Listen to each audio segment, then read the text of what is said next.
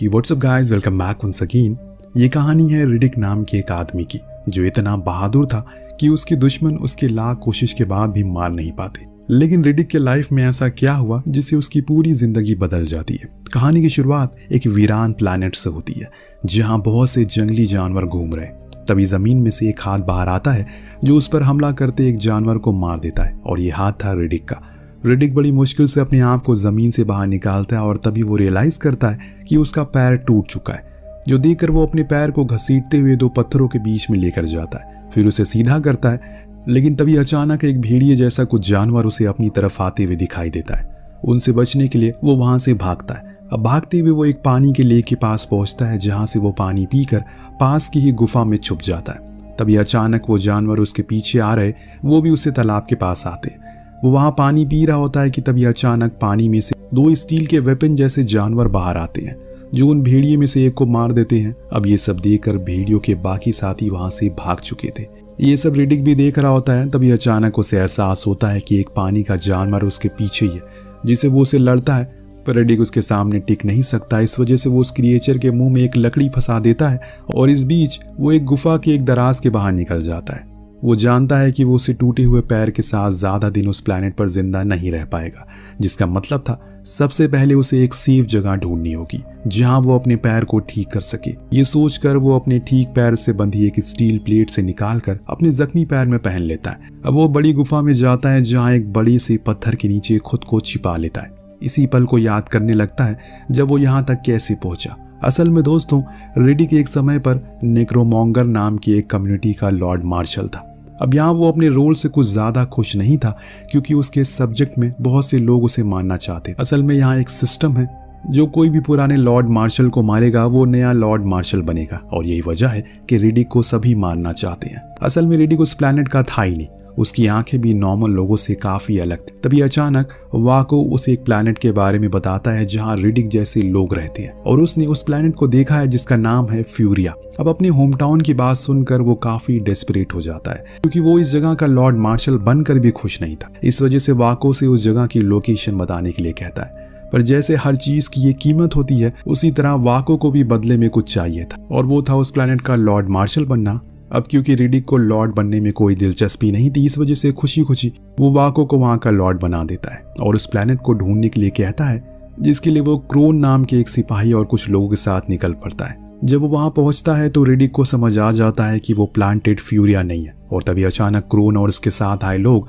उन पर हमला करने लगते हैं। पर रिडिक पहले से तैयार था क्योंकि वो जानता था कि यहाँ क्या चीजें हो सकती है। वो सभी सिपाहियों को मार देता है कि तभी क्रोन वहां के पहाड़ पर हमला करता है जिससे कि वो नीचे गिर जाता है और इस तरह वो पहुंचा इस प्लैनेट पर, इस अनजान प्लैनेट पर। इन सब के बाद कहानी वापस प्रेजेंट में आती है। अब उसका पैर ठीक हो चुका है पर अब वो जगह पर सरवाइव करने का रास्ता ढूंढने लगता है। वो पानी से मछलियां निकाल कर खाता है और आग जलाता है जिससे जानवर उसे दूर रहते हैं। तभी अचानक एक दिन उन्हें उस भेड़ियों का बच्चा दिख जो कि मर रहा होता है, जो देखकर वो उसे बचा लेता है और अपनी गुफा में लाकर पालने लगता है। पहाड़ से रिडिक देखता है कि उन पहाड़ों के दूसरी तरफ भी एक दुनिया है जहां नॉर्मल लाइफ आराम से काटी जा सकती है, पर सबसे बड़ी दिक्कत थी उस तालाब में रहते वो स्टील के मॉन्स्टर, क्योंकि बिना उन्हें पार किए वो आगे नहीं जा सकता। इस वजह से एक दिन वो उस पॉन्ड के पास जाता है और उन क्रिएचर के एक छोटे बच्चे को पकड़कर उसके पॉइजन को इकट्ठा कर लेता है। इसके बाद वो थोड़ी मात्रा में उस पॉइजन को उस भेड़िए के बच्चे में इंजेक्ट करता है जिससे कि वो बच्चा बेहोश हो जाता है, लेकिन कुछ ही देर में वो वापस जाग जाता है, जो देखकर अब रिडिक खुद की बॉडी में भी उस पॉइजन को इंजेक्ट करने लगता है। वो रोज थोड़ी थोड़ी मात्रा में उस पॉइजन को इंजेक्ट करता रहता है जिससे कुछ टाइम बाद वो इम्यून हो जाता है। इसके बाद वो उस मॉन्स्टर से लड़ने के लिए जाता है। असल में वो मॉन्स्टर काफी ज्यादा खतरनाक था, पर रिडिक उसमें से एक को मार देता है और जब दूसरे मॉन्स्टर उस पर हमला करता है तो वो अपने भेड़िए को लेकर उसके नीचे उसे काटते हुए निकल जाता है और इस तरह वो दूसरी तरफ पहुंच जाता है। अब यहाँ थोड़ा टाइम बीत चुका है और रिडिक का भेड़िया बड़ा हो चुका है। वो दोनों एक साथ काफी खुश है। तभी अचानक एक दिन वो भेड़िया एक मेटल की बॉल लाकर रिडिक को देता है जिससे कि वो समझ जाता है कि वहाँ आसपास कहीं ह्यूमन का, कहीं इंसानों का ठिकाना है। इस वजह से वो वहाँ थोड़ा सर्च करता और तभी उसे दूर एक स्पेस स्टेशन दिखाई पड़ता है। उस स्टेशन में वो देखता है कि उसे बहुत से पैम्फलेट रखे हुए जिसमें उसके सर पर एक बहुत बड़ा इनाम है और उसे एक क्रिमिनल बताया जा रहा है। इन सब के बाद वो बाहर आता है और खाना खाने लगता है। तभी अचानक वहां बादल आने लगता है जिसे देखकर उसका भेड़िया थोड़ा सा घबरा जाता है, पर रिडिक उसे कहता है कि वो डरे नहीं क्योंकि ये एक अच्छी बात है। तभी दूर से उसे हलचल दिखाई देती है और जब वो अपनी आंखों का इस्तेमाल करता है तो देखता है ज़मीन के अंदर बहुत से डेमोनिक क्रिएचर हैं जो बारिश की वजह से बाहर आने वाले। अब ये सब देखकर वो तुरंत वहाँ लगी मशीन से खुद को स्कैन करता है ताकि कोई उसे बचाने या पकड़ने के लिए वहाँ पर आए, क्योंकि वहाँ से निकलने के लिए उसे एक जहाज़ चाहिए था। और उसके सिग्नल भेजते ही वहाँ पर असल में एक जहाज़ आ जाती है। अब उस बाउंटी हंटर के ग्रुप का लीडर होता है संटाना, जो कि काफ़ी ज़्यादा एरोगेंट था। जब वो वहाँ लैंड करता है तो वहाँ लिखे रिडिक के मैसेज को पढ़ने लगता, जिसमें लिखा था अगर अपनी जान प्यारी है तो वहाँ एक जहाज़ छोड़ दो और चले जाओ। पर संटाना ये देखकर बहुत ज़्यादा गुस्से में आ जाता है और रिडिक पर चिल्लाते हुए कहता है कि वो उसका सर काट कर ही अपने साथ ले जाएगा। इसके बाद वो और उसका क्रू वहाँ अपना ठिकाना बना लेते हैं। अब यहाँ संटाना की शिप में एक कैदी होती है जिसे वो उस प्लेनेट पर छोड़ देता है। जब वो भागती है तो उसे पीछे से शूट कर देता है और ये सब कुछ रिडिक दूर से देख रहा था। तभी अचानक वहाँ एक दूसरे शिप भी आने लगता है जिसे संटाना को बिल्कुल अच्छा नहीं लगता और वो इस शिप को वापस जाने का ऑर्डर देता है। लेकिन इसके बाद भी वो शिप वहाँ पर लैंड करता है और उसमें से बाहर आता है कर्नल जॉन, जो कि एक मर्सनरी था। अब वो संटाना से कहता है कि वो उसके काम में दखल ना दे। इसके बाद वो भी वहाँ अपना सेटअप लगाने लगता है। रात होते ही रिडिक अपना काम स्टार्ट करता है। वो एक एक करके संटाना के लोगों को मारने लगता है। पहले वो कुछ जाल बिछाता है। जब तक वो संटाना को समझ में आता तब तक उसके 2 लोग मर चुके थे। तभी अचानक 2 और लोग जो अंधेरे में फायरिंग कर रहे होते हैं उनमें से एक को रिडिक उठा कर ले जाता है। इधर हम देख पाते हैं कि संटाना का लगाया हुआ ट्रैकर सिस्टम भी रिडिक का भेड़िया खराब कर देता है, जिससे कि वो और ज्यादा परेशान हो जाते हैं। इस तरह रिडिक एक ही रात में संटाना के 3 सिपाहियों को मारने में कामयाब था। अब इस चीज को देखकर बाकी लोग काफी घबरा जाते हैं। उन्हें समझ आ जाता है कि वो रिडिक को ऐसे नहीं हरा सकते। वहीं दूसरी तरफ जॉन के लोग स्पेस स्टेशन के अंदर बैठकर सब कुछ देख रहे थे। असल में संटाना ने उसके और अपने शिप की पावर बैटरीज को एक सेफ में बंद करके रखा है, जिसकी चाबी उसके गले में होती है, क्योंकि वो जानता है कि रिडिक को एक शिप चाहिए, पर बिना पावर के वो किसी काम की नहीं है। ताकि अब हालत सही नहीं है, इस वजह से संटाना जॉन से मदद मांगने के लिए जाता है। और इस बार जॉन उसकी मदद करने से मना करता है। लेकिन जब संटाना उसे रिक्वेस्ट करता है तो जॉन उसे अपने असिस्टेंट दहाल के अंदर काम करने के लिए कहता है। पर यहाँ संटाना को ये मंजूर नहीं होता, क्योंकि उसे लड़कियां सिर्फ खेलने की चीज लगती है और इस वजह से ढाल की बॉडी को वो गलत तरीके से छूता है। यहाँ ढाल भी उसे कुछ कम नहीं थी, वो इतनी बुरी तरह उसे मारती है कि वो खून से लथपथ हो जाता है। इसके बाद जॉन उससे कहता है कि वो उसकी मदद करेगा, पर उसकी एक कंडीशन है, उसे रिडिक 1 दिन के लिए जिंदा चाहिए। उसके बाद संटाना जो चाहे उसके साथ कर सकता है। ये बात उसे समझ नहीं आती। वो जॉन से पूछता है कि आखिर वो रिडिक को जिंदा पकड़ना क्यों चाहता है, जिस पर वो कोई जवाब नहीं देता।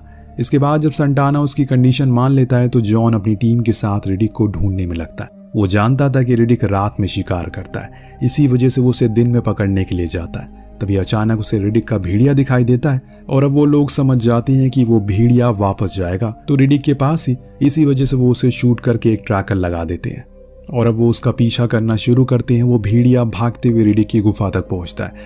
उसका पीछा करते हुए जॉन और उसके साथी भी वहां आ चुके थे। वो उस गुफा को अच्छे से देखते हैं और तभी उन्हें रिडिक पीछे खड़ा मिलता है। वो उस पर गोलियां चलाने लगता है, पर असल में वो संटाना का मरा हुआ एक आदमी होता है, जिससे जॉन को समझ में आ जाता है रिडिक वहां नहीं है और ये उसकी चाल है उन्हें वहां पर फंसा कर रखने की। और होता भी असल में ऐसा ही है। वहीं दूसरी तरफ ढाल वॉशरूम में नहा रही होती है और तभी वो उसे छुप कर देख रहा होता है।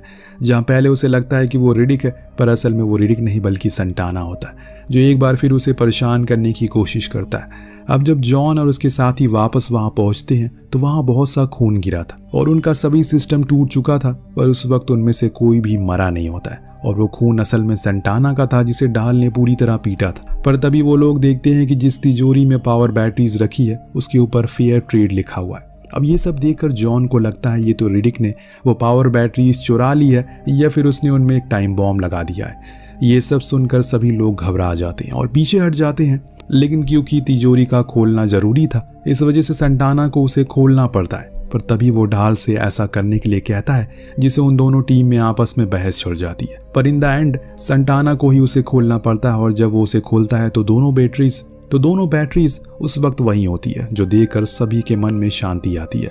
लेकिन ये सब कुछ रिडिक को ऊपर से देख रहा था। इन सब के बाद अब वो लोग उस तिजोरी को वापस लॉक नहीं करते और अपने काम करने लगते हैं। तभी अचानक जॉन के एक आदमी को लगता है कि तिजोरी के पास कोई है, इस वजह से वो वहां जाता है। लेकिन इसी वक्त रेडिक उसे पकड़ लेता है और उसे पूछता है कि क्या बाकी के लोग उसे डरते हैं, जिस पर वो कहता है कि हाँ, सभी लोग उससे काफी डरते हैं। जिसके बाद जॉन का एक दूसरा आदमी वहां आता है और तब तक रिडिक वहां पर पावर बैटरीज को चुरा लेता है। और जब ये बात बाकी के लोगों को पता चलती है, लेकिन अब जो कि तूफान तेजी से इनकी तरफ आ रहा है, इस वजह से रिडिक जॉन से मिलने के लिए आता है।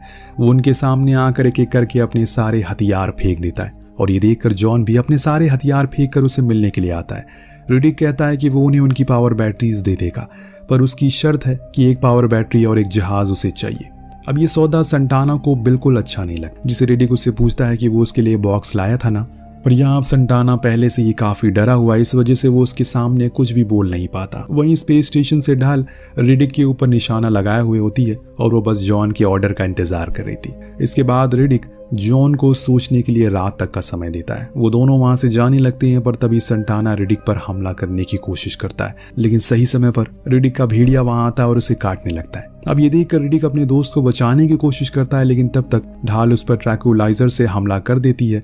इस बीच संटाना उस भेड़िए को बहुत सी गोलियां मार देता है, पर रिडिक उस वक्त कुछ भी नहीं कर पाता और आखिर में जॉन उसे मारकर बेहोश कर देता है। इसके बाद वो लोग उसे जंजीरों से बांधकर स्पेस स्टेशन लेकर आते हैं। तभी जॉन उसे होश में लाता है और होश में आते ही रिडिक कहता है कि वो संटाना को उसी की तलवार से मार देगा अगर उसके हाथ खुल गए तो जॉन उसे पूछता है कि 10 साल पहले उसे एक स्पेसशिप से लाया जा रहा था, तो जॉन का बेटा भी उसी शिप में था।